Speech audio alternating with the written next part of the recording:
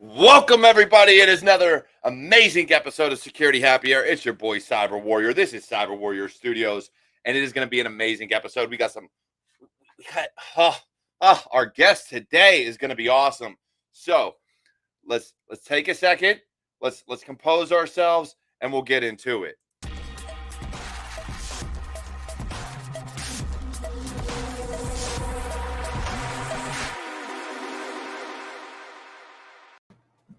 And we're back. And all right, with me, as always, my partner in crime, my friend, we've got Eric Bellardo, the one, the only Cyber Papa. How's it going, Eric? How is everybody doing tonight?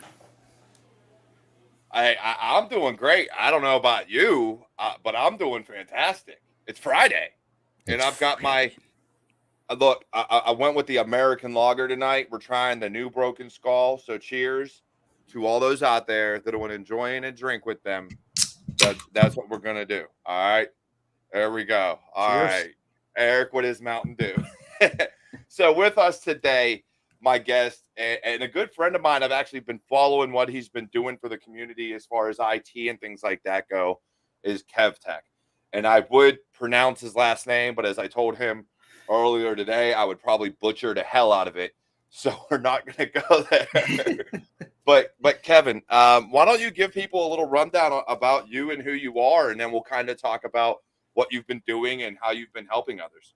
Yeah, definitely. So a little bit about me. My name is Kevin, and my last name is Apolinario.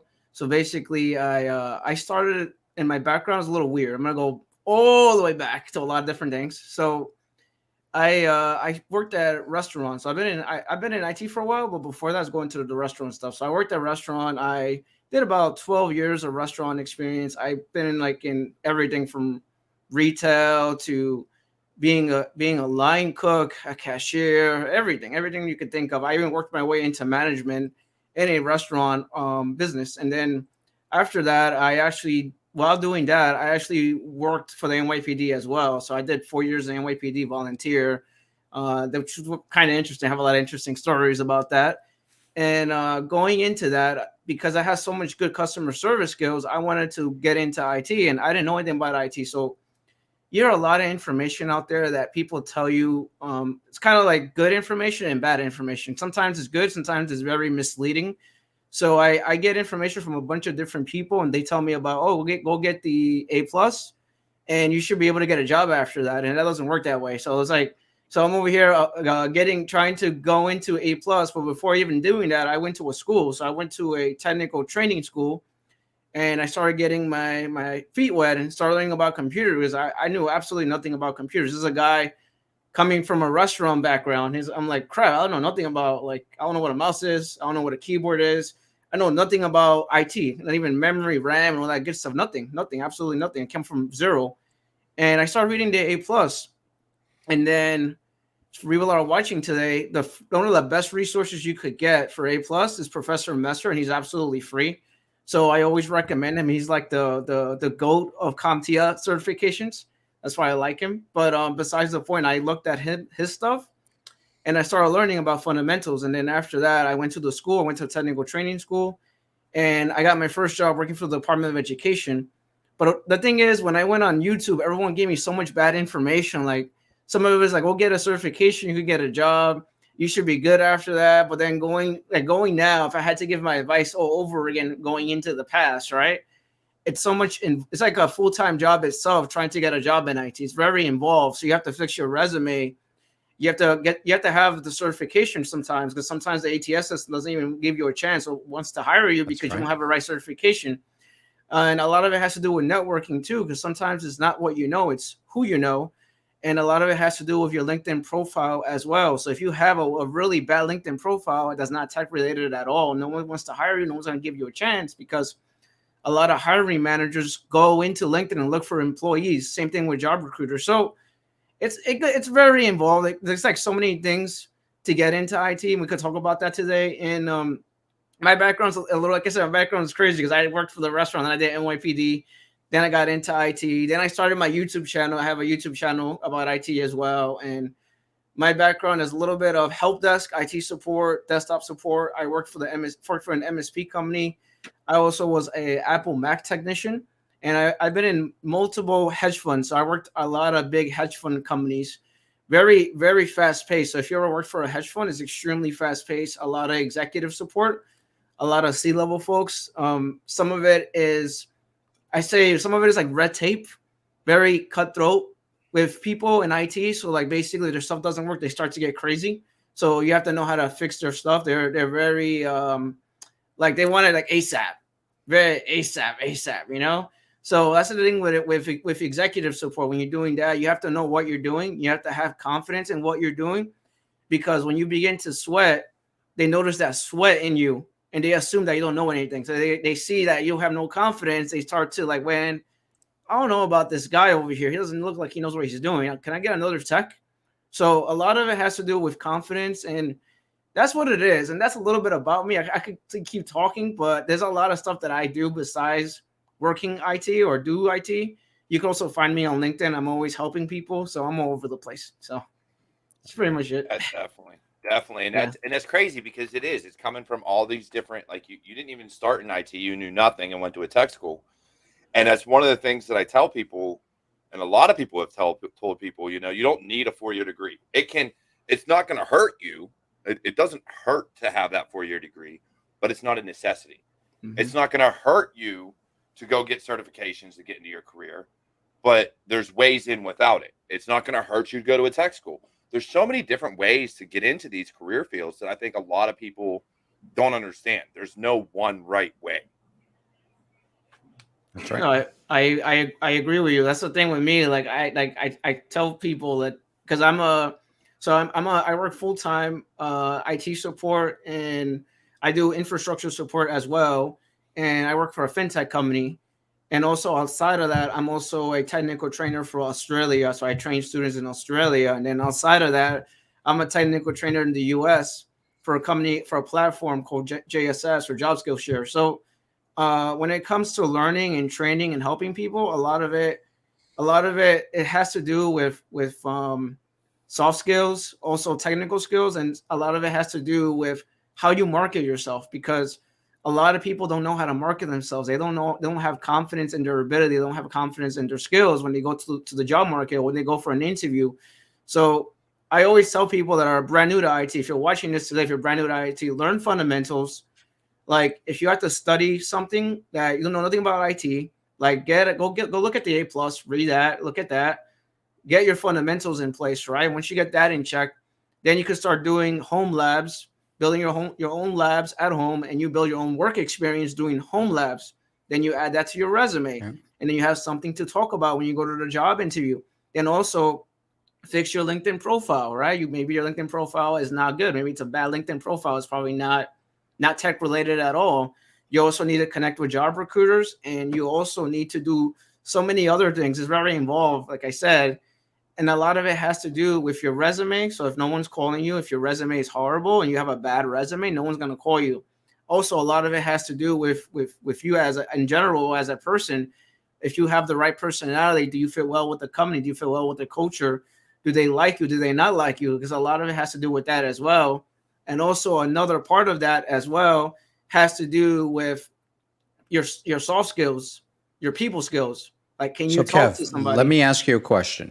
So there's a big question out there, and there's a big debate on experience versus training. Okay, and I'm just going to call it certification. So experience versus certification. When you're looking at, telling people, mentoring people that are getting in here, what do you tell people to do? How do they gain that experience that is so important? But how do we train them to get that experience? So with me, I work in a platform. So what we do is we give you technical training. We train you on fundamentals. We train you in A+ stuff. Some networking as well. I always do. I'm a strong believer of fundamentals, because a lot of people, they know how to do the advanced stuff, but then when we go into the basic level 1 stuff, or the basic stuff, I'm like, crap, I don't know what that is, So we like to go from the top and all the way to, from bottom to top, obviously. It's like when you build a house, right? If you build a house and you have a really, really weak base, the whole house is going to fall apart, right? So you got to have a strong foundation. Once you do that, and we will look at that. Then after that, I always tell someone to do home labs, because the home labs is going to help you get a job in IT. Why do I say that? Because you're actually practicing what you need to know in a job requirement. So for example, if you're applying for a help desk job, right? You want to learn Server 2019, right? So what you do is you throw a spin up a VM, you throw a VM on a server, and then you install Server 2019, and then you install Active Directory in it, and then you start learning about password creation, account lockout, creating a share file, and all that good stuff. And then when you know how to do that, you add those skills to your resume, and then you have actual keywords on the resume that make you stand out for the ATS system. And then you could talk about that when you go to a job interview. So it's like things like that. Like you have to create experience by creating some sort of a home lab, if that makes sense. That's what I tell people to do. Straight up, do the home labs. It's gonna help you. It's gonna help your resume. It's gonna make you stand out, and you could talk about it. So well, definitely, and that's one of the things. Even in cybersecurity, that's a lot of what I tell people. Right? If you wanna, you're not gonna necessarily say, you can put your hack the box or try hack me experience on there, but really it comes down to the technologies that you understand. Do you understand things like Metasploit and Python and, just different aspects of whichever career field or whichever section of cybersecurity you're trying to get into? Can you speak on those things?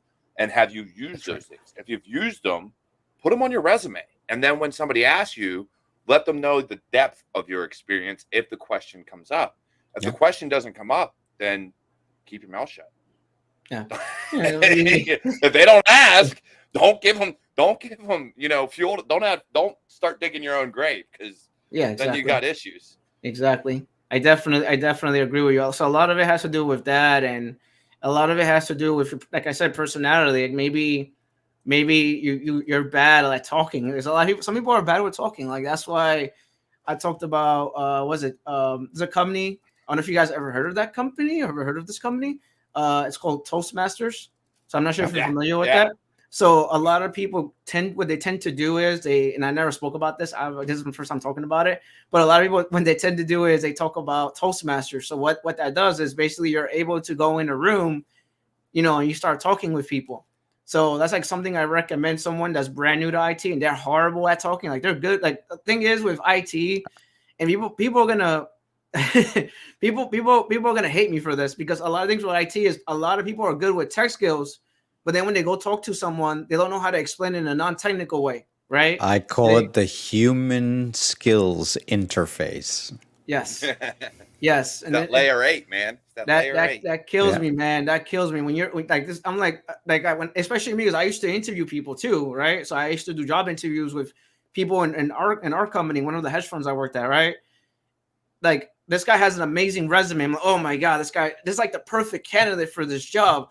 Then I interview them, and then they sound like a robot, and they sound too technical. And I'm like, I don't know about this guy, because like he's too technical. Like what how's he gonna explain this and break it down to an executive person? They're gonna understand what he's saying. I need someone that knows how to talk to an executive person. They're gonna look at you like you're crazy. And Toastmasters as a club is really good to teach you how to interface with people, how to speak in public, how to speak to somebody. They have chapters, like Trash says, they have chapters everywhere. And, they got a lot of, for people that are not outgoing, that are not, they can't communicate. But one of the important things that you just brought up is that concept of being able to explain to a user what's going on, and not say, like we do in cybersecurity, oh, well, you've got 25 CVEs and, you've got, 9.9 on the Richter scale. You just don't need to do that. You need to be able to explain in English what it is. And in order to do that, you have to learn the fundamentals of what it is that is happening on your computer. And I agree with you, because I was going to say that because I had a bad experience with that, by the way. So when I first started IT and I was helping an executive person, he's like, I don't understand what the hell you're talking about, right? So then I learned, you learn the hard way, right? So I'm working with someone, and then like I had two people, right? So it was me and someone else, and they were helping an executive, and they were too technical, right? And like, can I get another person to explain this to me? So I don't understand what he's saying. I don't want him in my room. Like, I need someone that knows what they're talking about. So you get experiences like that, like a really bad experience, right? With executives, it's like I don't want this person in my room because he has no idea what he's talking about, and I can't understand what he's saying. So And that happens at every level. I mean, yeah. I've been in board meetings where a CISO has stood up and just started talking about technology. And if you're in a board, if you're with the C-suite, if you're with a senior level manager, they don't want to hear that. They want to hear, how does this impact my business? How does this impact my division?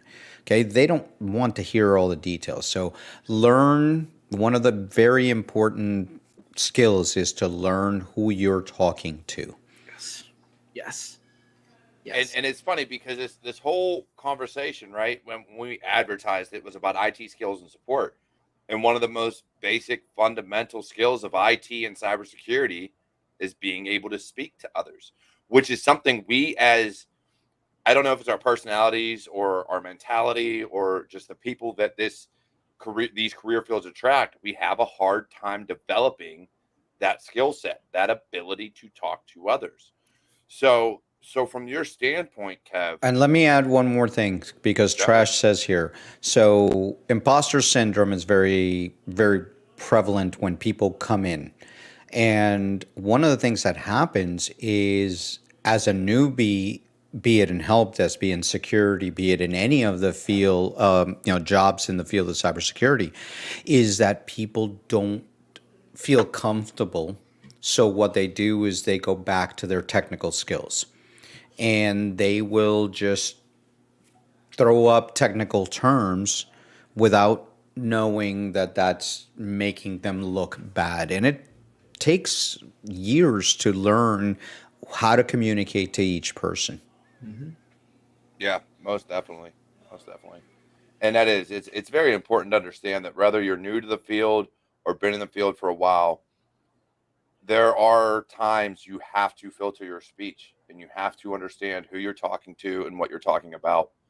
And if you don't, hey, He doesn't filter shit. not on my show, damn it. It's my show. I can say whatever the hell I want. But no, when it is, especially as a consultant, and we have executives that'll get on a lot of our meetings and things like that, where you have to be able to talk to why it's important to them. You have to be able to sit there, and if, let's say from an IT perspective, because I've worked help desk and everything else like that, and you're looking at someone and you try to tell them, hey, you can't do this. Well, why not? You really want to say, because I said so, but that shit doesn't fly. You you have to explain it in such a way of why they can't do certain things. And then some of the other ones, I've worked for places where computers would overheat. It didn't fry the parts. The computer had safety mechanisms in there that said, you know what, I'm gonna just turn off. You're gonna let me cool down for a half hour, and then I'll be back. And so and so, I've had arguments with my boss about that, because he's like, oh, replace this part or that part. And I'm like, no, I'm not going to do it. Well, you need to. No, I don't. I've done this job long enough. I know what's wrong. Mm-hmm. But then you end up doing it so you don't get fired. You're just like, all right, cool. Let me take this power supply over. But yeah, it's like you get an understanding and you're able to talk to people. But if you literally, try to be the hard-headed person that's just like, it's my way or the highway, whether you're a system admin, a sysadmin, or a help desk, or a network engineer, you can't do that. It's you'll end up getting fired or having complaints and eventually getting fired. Like, either way is going to turn out bad. Yeah, and a lot of that has to do with relationships with people that you're working with in a job. So you build up your rep, as they say, in a job environment. So if you're doing help desk or IT support, it doesn't matter what job it is in IT, you build up a rep with people in a job environment, and they're like they start talking about you. People like to, I'll be honest with you, people like to gossip, right? People like to gossip about you in a good way or a bad way. So if you're a good employee, right?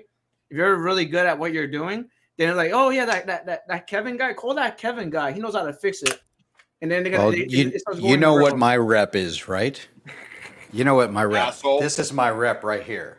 Asshole. Oh, wait, no. Let's- Man, myth, legend, he's Cyber Papa. You need to put cyber before that. It has to be Cyber Papa. Just saying. My kids bought this, you know. But yeah, you're right. It is. You build up that reputation, and you build up that ability to work with people. Even in my time in the Air Force, before I went into the Army, when I worked help desk, that's a lot of what it was. It was, they knew that if they called the help desk, if I wasn't there, they'd wait till I came. They'd wait till I was on shift or working, because I wouldn't tell them no. I wouldn't be like, oh, that's not you need to put in a ticket. That's not my job. Fuck you, Eric. It would be, all right, cool. Let me go help you out. I have literally been told you can't let them know what you know, because then it makes everybody else look bad. Those words left a supervisor's mouth, and I was like, and that's wrong, okay? Because you want to be the one that brings up your team, not don't put yourself behind because nobody else knows. Teach, communicate, get the team moving. That's important. Yeah, for sure. So Kev, you do a lot on your YouTube channel. You do a lot for others. Yeah. And with that, I've seen some great things from you. So do me a favor real quick. What all do you give people from your YouTube channel? Because you've talked about labs. So I've seen someone else mention somebody else's name about building labs, but I'd rather bring it back to the person here on my screen that helps people build labs and bring out, exactly what it is you do. Yeah, sure. So I have a YouTube channel called KevTech IT Support. I have a lot of subscribers. I'm not gonna say anything, but basically I do like help desk IT support. I have cloud videos as well, because I did videos with Ryan O'Connell from New Zealand. He is a Microsoft MVP Azure trainer, basically. And he went on my channel. He did a bunch of videos with me. We did videos together. So some of the stuff that I have, it's like a lot of videos. So I have like videos on Active Directory. I have videos on Office 365. I have videos on MFA, multi-factor authentication. I have videos on how to talk in a job interview. I have videos on resumes. Like maybe your resume is having issues. Maybe your resume is bad. You have like a really bad resume. You need help with a resume. I literally have a resume for someone that's brand new to IT, that all they have to do is just watch all my videos, do all the lab videos, and then they could probably get a job in IT. So, because I've seen people get jobs in IT using my resume template. So, to go back to my YouTube channel, like just people watching my videos, like over 300 people got jobs in IT last year, and then 150 people got jobs in 2020. So, a lot of it has to do with what you put in, right? Like you have to put in the work. A lot of it has to do with the person putting in the work. Nothing to do with me. Like you watch my videos, you can watch all the videos you want, but if you don't do any work and you don't take the time to understand what I'm doing, then you're not gonna do it. It's not gonna get you anywhere. So that's what it is. Like, yeah, exactly. It was a 17-year-old that got a job in IT watching my videos, but that's what I do. On besides that, can I get a job? But besides that, like I'm on LinkedIn, I'm posting jobs, I'm talking to people, I'm mentoring people, I'm all over the place. So I also was a public speaker for Murder America for IT support, and I also was a public speaker for Job Train, another IT support company. Did you say Murder America? Mert America. Oh, okay. America. Okay. Yes, okay. Mert America. I was a public speaker. Like I do like IT training with students and everything. So that's like a little bit out of me. Like I like to get out of my comfort zone. Like I literally will go into a school and do training and just like whatever. Let me show you what you need to know if you go to the job market. So that's what I do. That's how I am. And that's very important. Yeah. And also, Mr. Kevin is also a Raices Cyber volunteer. Yes, exactly. That he is. That he is. Mm-hmm. Gotta plug And that that's in there. Yes. It's a I cyber plug you all volunteer. the time. I don't want Gotta plug to that. do it. Go to Yeah, Rice is cyber. ricescyber.org. Yeah, go to Rice is cyber. And follow us on Twitter as well. Yes.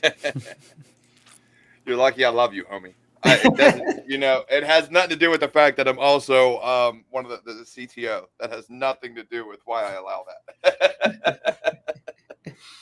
that. Bullshit.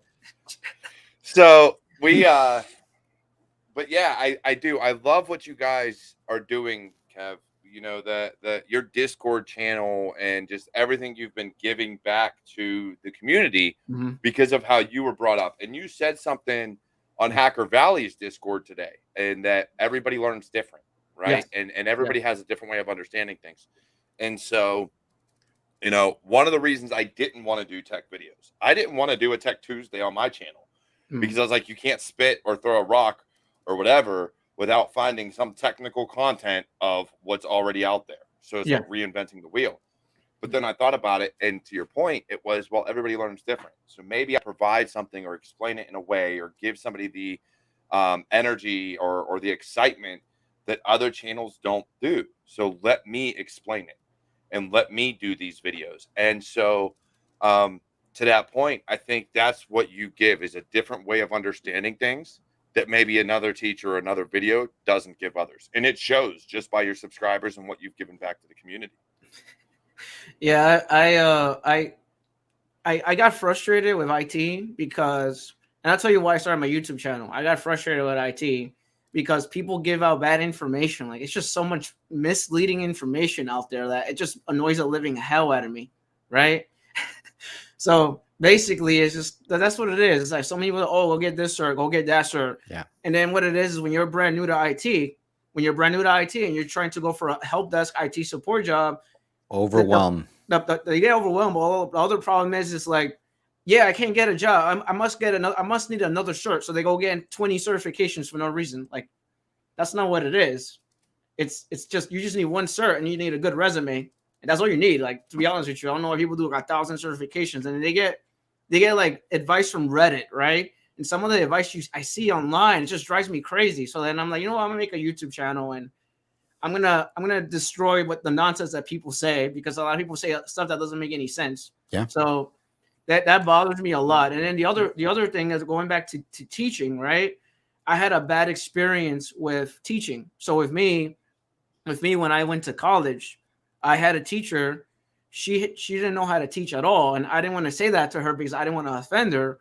But I failed her class, and then I had to retake that class, and I got an A in that class. And sometimes it's not a bad student, it's a bad teacher. If you don't know how to teach a student, then that's what it is. Like, it's not the it's not the student's fault, because you're trying to learn, and everyone learns differently. Like, you may be good with a book, I may not be good with a book, and I'll be bored to death with a book. Maybe someone else is good with watching a video. Maybe someone else is good with doing a lab. It's different for everyone. Everyone learns differently.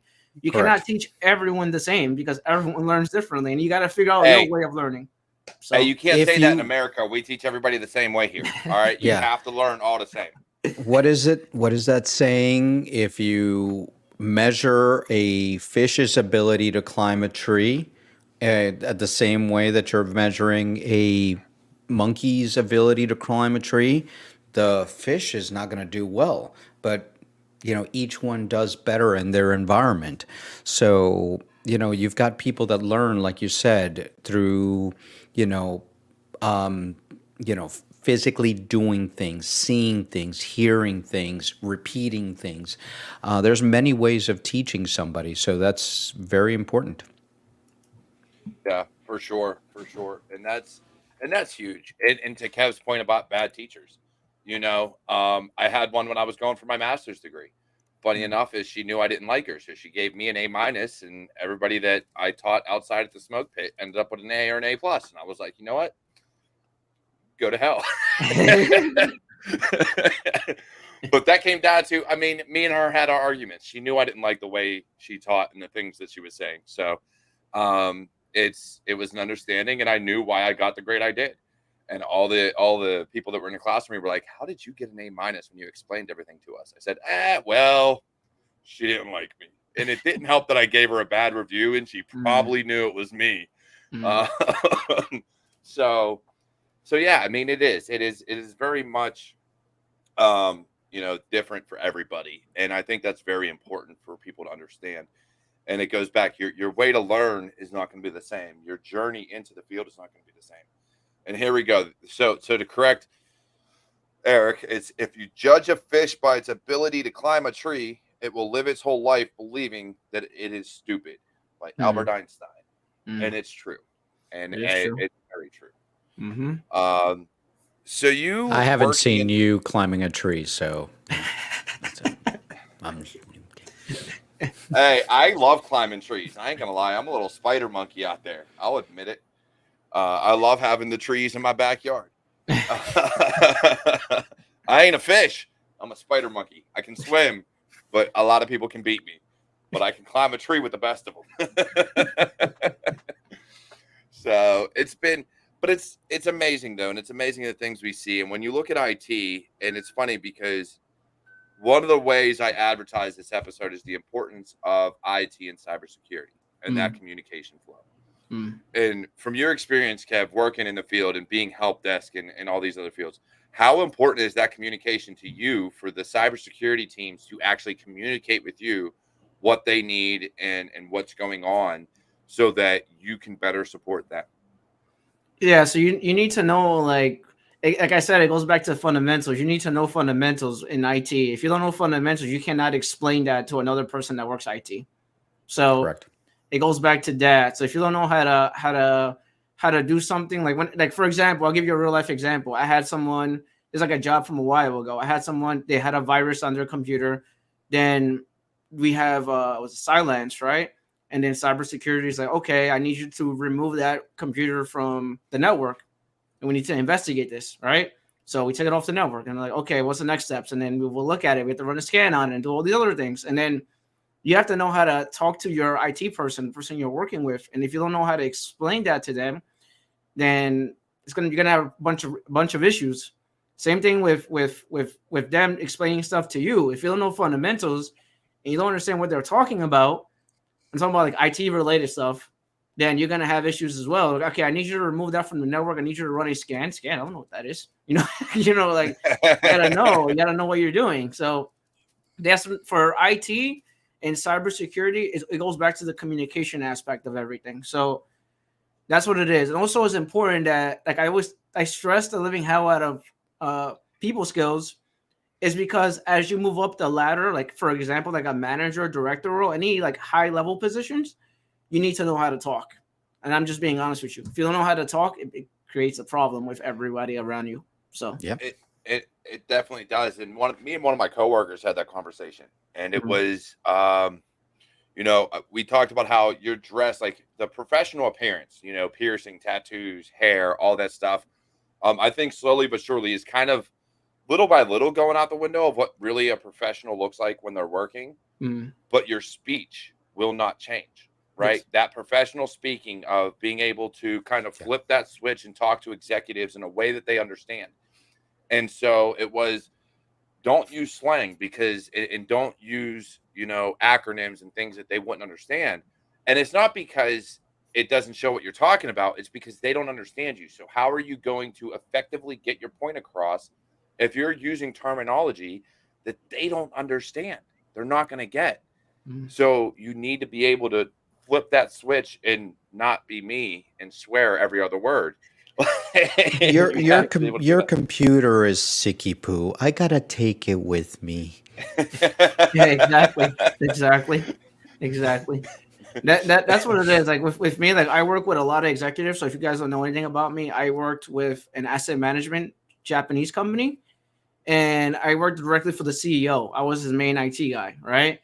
And he's having a computer issue. I'm fixing his computer, and I'm like, yeah, I think your computer's having a bad day. Let me look at it. And I grab it and I fix the problem and I give it back to him. All right, you should be good to go. Is there anything I need to be concerned about, Kevin? No, you're good. So like, it just wanted to work. I'm like, it's working now. I don't even say anything technical to him. I'm like, it's working now. Here, try. If you have issues, let me know. That's just how I'm very direct. It's just how I talk to people. So yeah, I did the same thing, man. I've worked with when I was in again when I was in the Air Force. There was the commander of our base at the time, and they were like, "Hey, go fix this computer." All right, like I'll go to the general's office, which as a lower enlisted airman, I was kind of like, son of a bitch, why do I got to go here?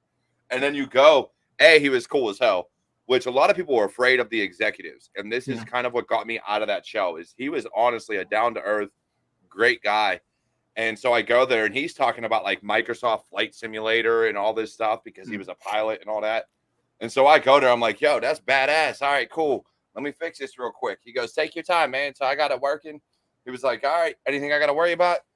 No, man, you're good. I'll catch you later. Call me if you need anything. He was like, all right, cool. I was like, all right, see you later. Let me get out of here before I say something and get in trouble.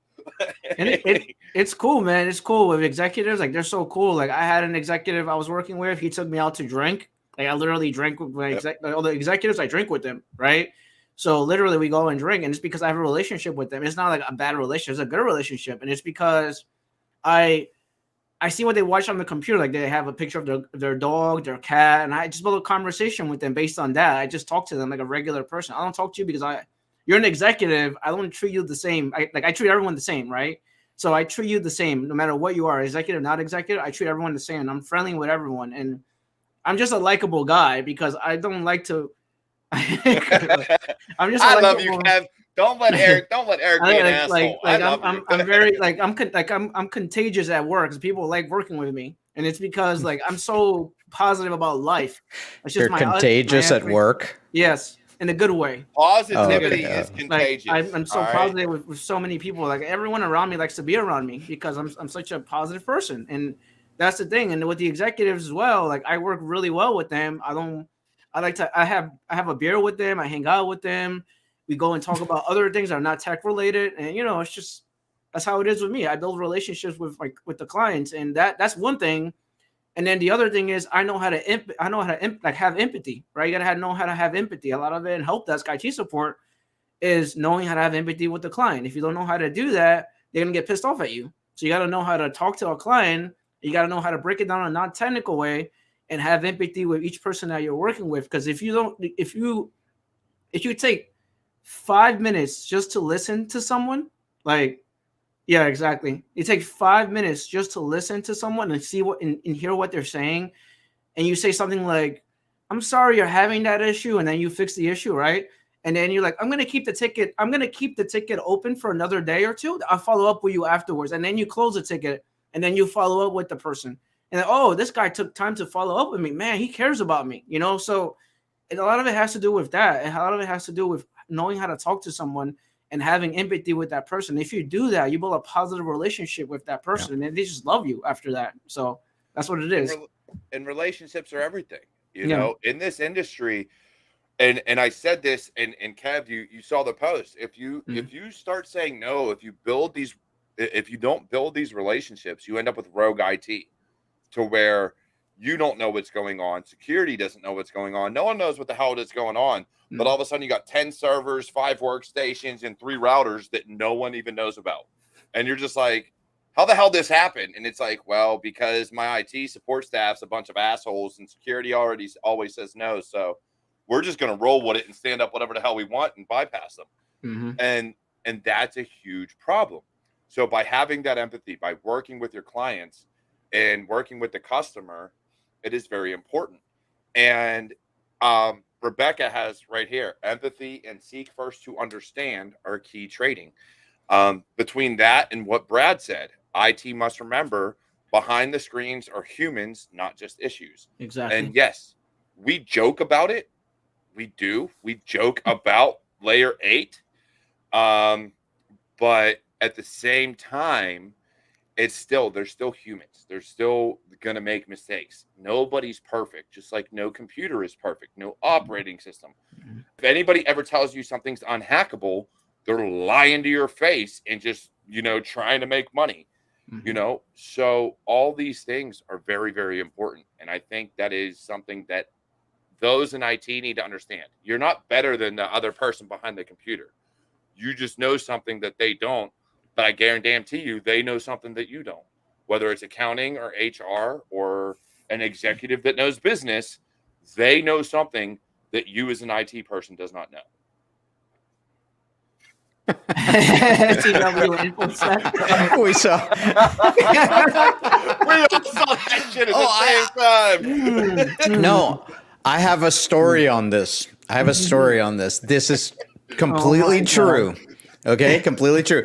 I was working help desk earlier in my career, and somebody actually said to me, the mouse pointer is at the corner, but the mouse pointer is in the middle, and my mouse is on the corner of the mouse pad. And they called the help desk because they needed to get to the corner on top. This was 1997. So the person was just learning how to pick up the mouse and move it. I spent half an hour with the person, asking them to check all the connections, asking them to check all the things. By this time, it's on speakerphone. Everybody's listening. I'm being very serious. And finally, I said, "Can you do me a favor? Can you pick up the mouse and put it in the middle of the mouse pad?" And you heard, "Oh my God, that worked. Oh, thank you very much." Okay, well, thank you very much. Click. So we have all had those people that don't understand computers, and we all have our help desk stories. So I'm going to share mine, and Kev, I'm sure you have one. And again, it's nothing against the person because some people don't understand technology. I have my mouse there too. So it's not necessarily against them. It's just the fact that they don't understand it. But I'm going to take this time as a cyber and IT person that has helped us to share my fun story. So I'm not going to say where I've worked at this point in time, but let's just say they had to use username and password. And of course, their computer locked, as is policy. And they come back to their screen and it's locked. So I get a call that says, "Hey, my account is locked out." So I said, "Okay, cool." I go in, I look up their account. I said, "Your account's not locked." I said, "Do me a favor. Tell me what your screen says." "Oh, it says this computer is locked and can only be unlocked by an administrator or so-and-so." And I was like, "Is that your name?" "Yes." "Okay, do me a favor. Press Control-Delete and type your password in." "Okay." So they did that. They're like, "Oh my God, it worked." I was like, "Okay, cool." Like, reading is fundamental. And if you don't read, And here's a point. Cyber Lola says, "I would never be able to do help desk work." And the reality is, and Kev, please, it's not for everybody. Because you have to have sometimes that patience and with bite it. your tongue. You have to bite patience. So tell us about that. Yeah, you got to have patience with people. If you don't know how to have empathy for someone, and that's a problem. Also, like I said, help desk is not for everyone. IT support is not for everyone. Everyone that goes for help desk typically is someone that knows how to loves working with people. Because I come over. You got to keep in mind, I come from a restaurant background. So I love working with people. It's not the same thing as other people. So someone that likes to do back end stuff like coding or probably a network admin or sysadmin, most of them deal with more with the tech side of things, right? Help desk is not. Help desk is it's the front lines. They're in the front lines. They take all the calls. They deal with people. They help people. They deal with their computers. You just got to have a lot of patience for that. It's not for everyone. Like I said, you gotta know if you're good with people or not. Like some people are not good with people, unfortunately. So. Just saying. Yeah, exactly. Oh man, you did put it up there. All right. And let's explain this. Before there were optical readers, the mouse had a ball inside. Yeah. And you had to clean it all the time. Yeah. That's the younger crowd that doesn't know what the mouse ball was. Yeah, and that thing was. I used to literally take it out, flip it over, and use my finger on the rollers inside just to move my mouse because the ball would just. I got tired of cleaning it. I was like, you know what? Screw it. Flip it over. All right, go this way, then go that way. All right, we're good. I'm where I need to be. But it's crazy, and you have to have empathy, and that's one of those things. Like I said, we all have those stories, but it's nothing against the people. Computers are still something that a lot of people don't know. They don't understand. It's not their forte. So you have to have that compassion to understand that not everybody's in your field. Not everybody is going to be able to understand what you understand. Mm-hmm. But at the same time, you can't expect to be able to do an accountant's job or the CEO's job because you've never done it. You don't understand it and you don't know how to do it. So being able to do those things and understand that concept, it's just totally different. It's a different field. So you have to be better with that. No, I talk to mm-hmm. business-to-business customers when their leadership wants a cyber engineer in the meeting to close business-to-business deals with us, and those already give major anxiety. Yeah. Yeah. Oh yeah. So So I was gonna say something. I was gonna say that a lot of people that don't know help desk makes good money though, believe it or not. If you work certain industries, they pay a lot of money. So that's for me because I love working with people. For someone else, man, it's not for you. But depends. You got to keep in mind too that going back into help desk, not all help desk jobs are created equal. So some jobs pay more than others is because you're doing more infrastructure stuff. Because people ask me like, oh yeah, because the thing is like, and you guys are gonna agree with me. This thing is that you guys will probably agree with me on this. The thing is that the help desk gets treated bad sometimes. Like they get treated like crap. I will never admit to calling them the helpless desk. I will never admit to saying but you know what I mean. Like help desk gets a bad rep from people, right? But then when I talk about salary ranges and what your responsibilities are on help desk and what they do behind the scenes, certain things that you do that are a high tier level that are close to sysadmin stuff. Yeah, okay, this is kind of cool actually, you know? Yeah, and one thing that people need to realize is that we're all in a service-oriented career, be it IT, help desk, or cybersecurity, the field of cybersecurity. We need to be able to, we always support somebody else, be it a sysadmin that's supporting a development team or DevSecOps or somebody in the back end supporting. We need to be able to communicate to the right people at the right level at the right time. And just because we're not dealing with end users, we need to support others as well. So that communication, that empathy, that listening to what people want, what is it that they're asking?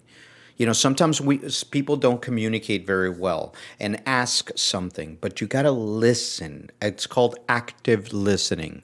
And listen to what they're telling you, what they want, and you'll be able to understand. And trash, yes, you can pop shells, but if you don't know what your customer wants, okay, which shells do you want to pop? Okay. By the way, trash is like about 20 minutes from me, so I've got to be careful.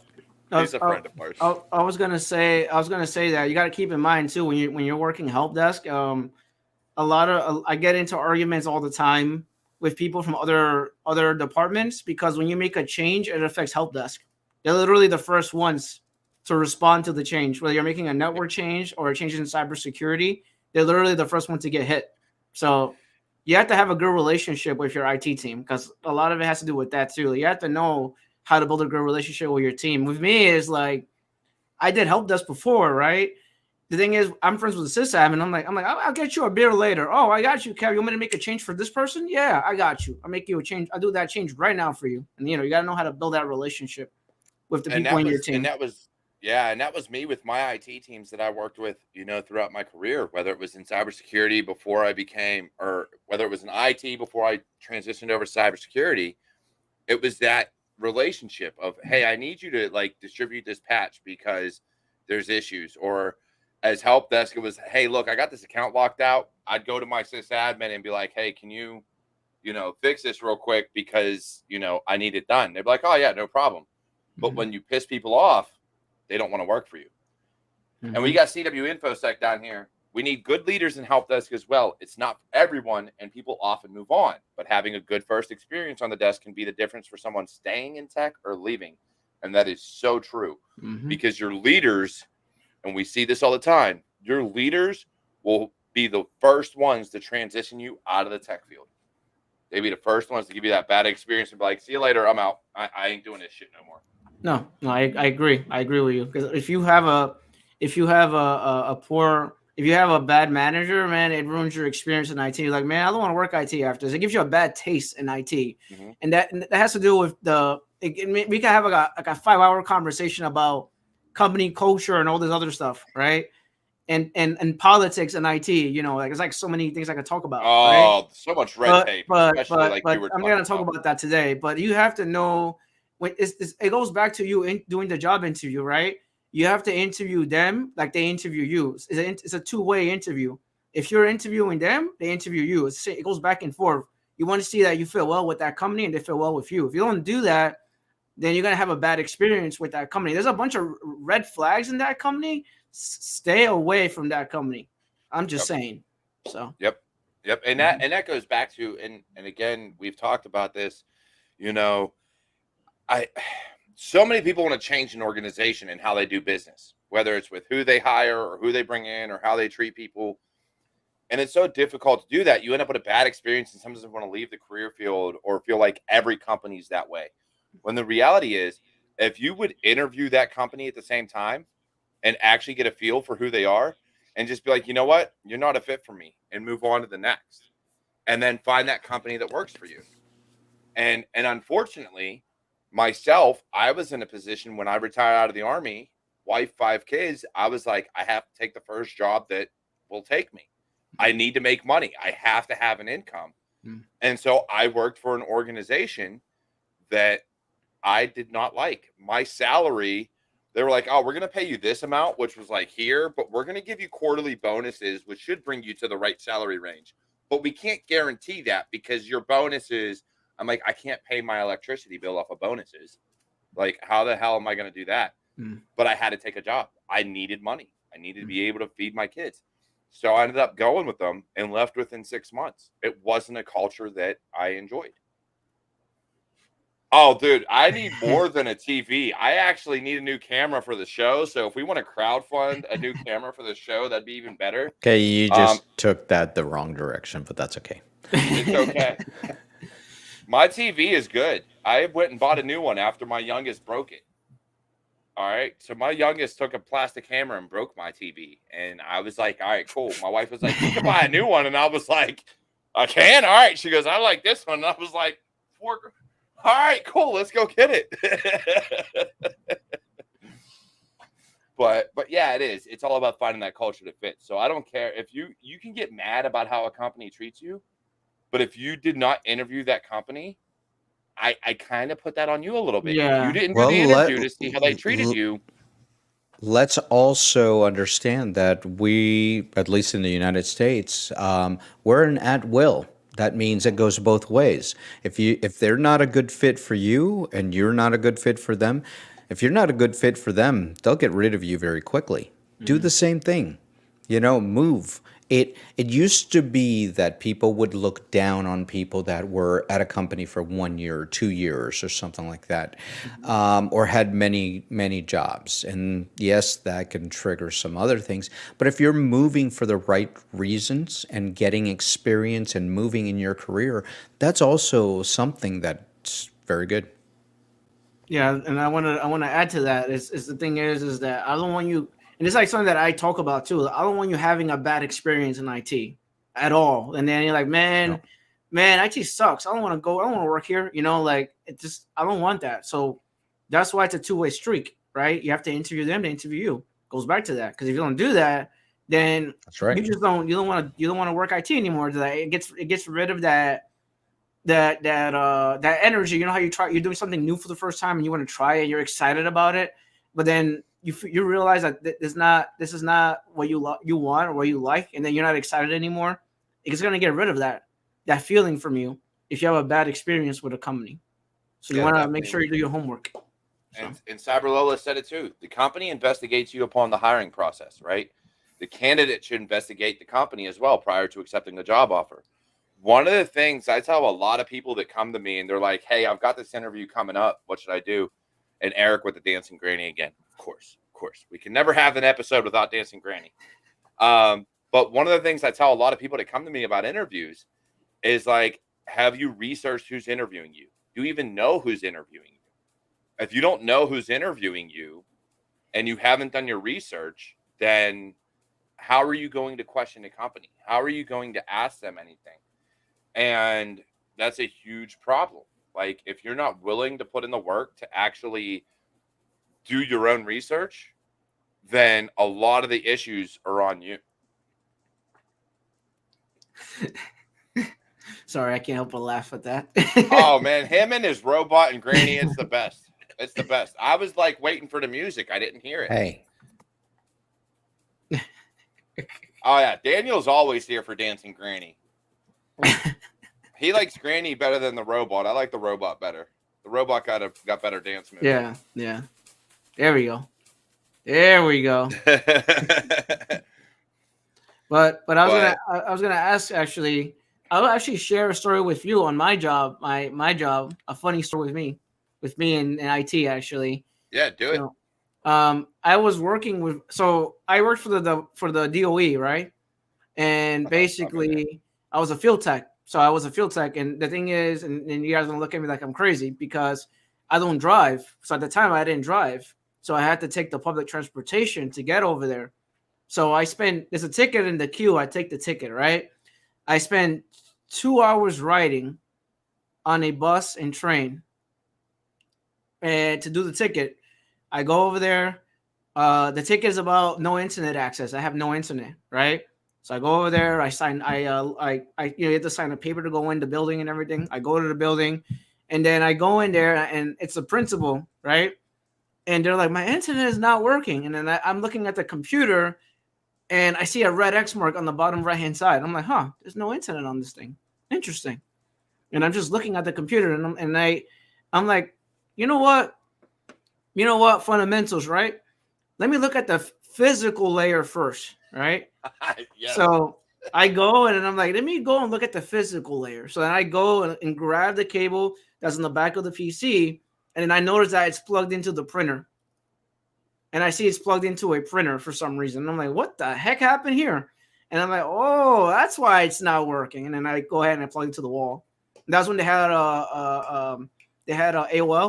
So I plugged it into the wall. Then the internet came back, and then it was good to go after that. And then I wanted to laugh, but it's the principal. So I walked away, and then I laughed afterwards. I didn't want to say anything. I'm like, the only time I ever got to laugh about physical layer was when I was in training. And my trainer, we had it was AIT, so it was our tech training for the military. And one of the things he did for one of the troubleshooting things was he literally half pulled out a bunch of Cat5 cables from like routers and switches. And so people went in there and reprogrammed stuff and made sure it was all working, and it still wasn't working. And they literally spent a solid hour trying to troubleshoot why none of their stuff was working. And I just walked around the room because I had like gone through and done all my checks with my team. Me and my team checked everything, made sure all the cables were straight, and we were up and running. So we started walking around and just started laughing. We just started dying of laughter until finally the instructor was like, y'all give up yet? And we had like 2 teams, and they were like, yeah, we give up. He goes, all right, hold on. Layer 1, make sure you check it. And they were like, son of a bitch. And it's crazy because it is. Sometimes it does come down to, and I've had it on my own computer. You get a power outage and your switch doesn't come up right.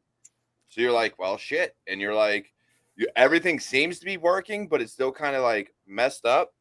So you end up fixing you restart the switch the right way instead of from a power outage. And it's like, oh, now I want to work. And you're like, you youngins. We used to have these things called token ring, and the connectors were BNC.